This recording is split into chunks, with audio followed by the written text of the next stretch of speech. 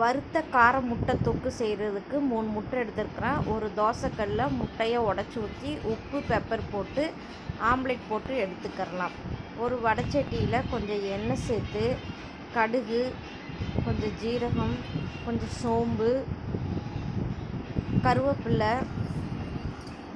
ஒரு பச்சை மிளகாய், கொஞ்சமாக இஞ்சி பூண்டு தட்டி வச்சுருக்கேன், அதையும் சேர்த்து தாளிச்சிக்கலாம்.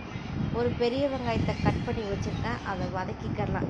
மீடியம் சைஸ் தக்காளி 2 எடுத்து வச்சு மிக்சியில் அரைச்சி வச்சுருந்தேன், அதையும் சேர்த்து வதக்கிக்கிட்டு கொஞ்சம் உப்பு, மஞ்சத்தூள், 1 டீஸ்பூன் மிளகாய்த்தூள், 1 டீஸ்பூன் கறி மசாலா தூள், வீட்டில் அரைச்ச மசால் பொடி ஒரு 1/4 ஸ்பூன் சேர்த்து ஒரு வதக்கி மசாலா வேகிறதுக்கு கொஞ்சமாக தண்ணி சேர்த்துக்கலாம்.